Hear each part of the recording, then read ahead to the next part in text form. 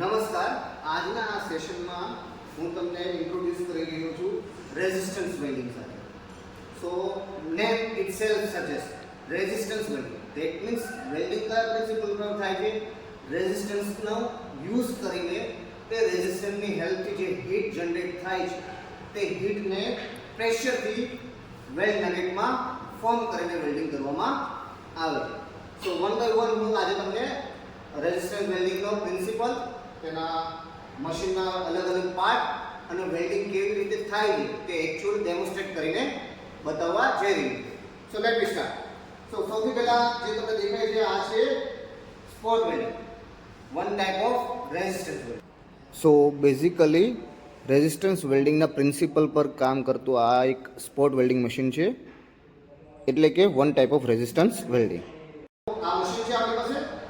આ છે electrode holder, ઉપર અને નીચે. હવે આ ઇલેક્ટ્રોડ હોલ્ડર જે છે એ એક ઉપરનો જે છે તે મૂવેબલ છે, મૂવેબલ ઇલેક્ટ્રોડ છે, જ્યારે નીચેનો છે એ ફિક્સ છે. તો જો હું અહીંયાથી નીચેથી લીવર દબાવું છું તો તમે જોઈ શકો છો એમ આ ઇલેક્ટ્રોડ મૂવ કરે છે. આ છે મૂવેબલ ઇલેક્ટ્રોડ હોલ્ડર, આ છે ફિક્સ ઇલેક્ટ્રોડ હોલ્ડર અને આ છે આપણો ઇલેક્ટ્રોડ. હવે આ ઇલેક્ટ્રોડ બને છે કોપર મટીરિયલ. કયું મટીરિયલ હોય છે? Copper. Copper electrode, copper electrode. આ જે પાઇપ દેખાય છે that is four water cooling purpose. પૂરા મશીનમાં વોટર કુલિંગના પર્પઝ માટે આ પાઇપનું એટેચમેન્ટ લાગ્યું છે. ફિલહાલ આપણે મોટર જોડી નથી, એ મોટરની હેલ્પથી આપણે વોટરને સર્ક્યુલેટ કરીને આ મશીનને કુલ ડાઉન રાખતા હોઈએ છીએ ડ્યુરિંગ ધી વેલ્ડિંગ. ચલો તો હવે આપણે સ્ટાર્ટ કરીએ. તો સૌથી પહેલાં હું અહીંયાથી પાવર સોર્સ ઓન કરું છું. પાવર સોર્સ સેટ કરીએ છીએ. ફરી એકવાર આ છે મૂવેબલ ઇલેક્ટ્રોડ જે મૂવ થાય છે અને આ રીતે સ્પોટ થઈને વેલ્ડિંગ થશે. So basically spot welding machine કયા પ્રિન્સિપલ પર કામ કરે છે તો એ ફરીથી એકવાર સમજાવું છું. તો જ્યારે હું આ લીવર પ્રેસ કરું છું ત્યારે આ મૂવેબલ ઇલેક્ટ્રોડ ફિક્સ ઇલેક્ટ્રોડ તરફ જઈ રહ્યો છે અને આ બંને ઇલેક્ટ્રોડની વચ્ચે એટલે કે બિટવીન ટુ ઇલેક્ટ્રોડ આપણે શું પ્લેસ કરીએ છીએ? વર્ક, એટલે કે આપણો જોબ, જેના ઉપર આપણે વેલ્ડિંગ કરવા જઈ રહી છે. તો જ્યારે આ જોબને આ બે ઇલેક્ટ્રોડની વચ્ચે પ્લેસ કરવામાં આવે ત્યારબાદ જ્યારે તમે લીવર દબાવો છો એટલે કે પ્રેસ કરો છો તો ત્યારે એક ઇલેક્ટ્રિક સર્કિટ પૂરી થાય છે.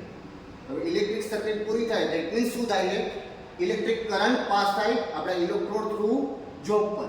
હવે જોબ એટલે કે વર્કનો પોતાનો એક રેઝિસ્ટન્સ હોય છે.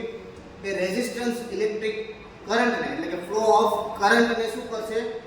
ઓપોઝ કરશે અને તેના લીધે ત્યાં શું જનરેટ થશે? હીટ જનરેટ થાય.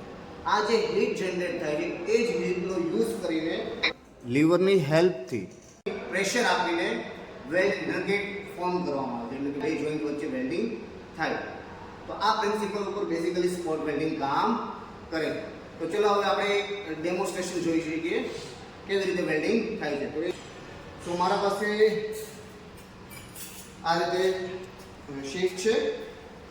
હવે કેવી રીતે વેલ્ડિંગ થાય છે એ જોઈએ આપણે. ચલો તો આપણે હવે ડેમોન્સ્ટ્રેશન સ્ટાર્ટ કરીએ. તો આ બે પ્લેટ છે જેના પર આપણે જોઈન કરવું છે. હું લીવર પ્રેસ કરીશ એટલે મૂવેબલ ઇલેક્ટ્રોડ ફિક્સ ઇલેક્ટ્રોડ તરફ જશે, ઇલેક્ટ્રિક સર્કિટ પૂરી થશે અને આ સ્પોટ થઈ ગયું. જો કેવી રીતે દેખાય છે, આ આપણું સ્પોટ વેલ્ડિંગ થઈ ગયું. ફરી એકવાર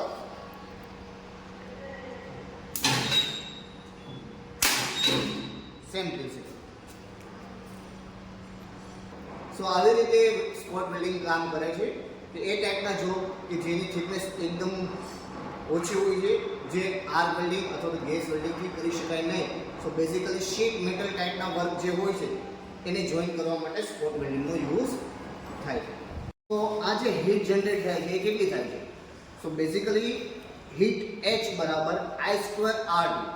આ ફોર્મ્યુલા છે રેઝિસ્ટન્સ વેલ્ડિંગમાં જનરેટ થતી હીટનું, વેર H is equal to heat, I is equal to current, R is equal to resistance and T is equal to time. કેટલા ટાઈમ સુધી કરંટ પાસ થયો ઇન ટર્મ્સ ઓફ સેકન્ડ. સો આ રીતે heat generate થતી હોય છે. સૌથી મોટો એડવાન્ટેજ રેઝિસ્ટન્સ વેલ્ડિંગ એટલે કે સ્પોટ વેલ્ડિંગનો એક એ છે કે એ વેલ્ડિંગ દરમિયાન તમારે કોઈ ધુમાડો ઉડતો નથી, કોઈ સ્પેટર નથી થતા, એટલે કે કોઈ હેન્ડ સ્ક્રીનની જરૂર પડતી નથી. જસ્ટ તમે સાદા ગ્લાસ યુઝ કરી શકો છો તમારી ખાલી આંખના પ્રોટેક્શન માટે. So thank you so much. જય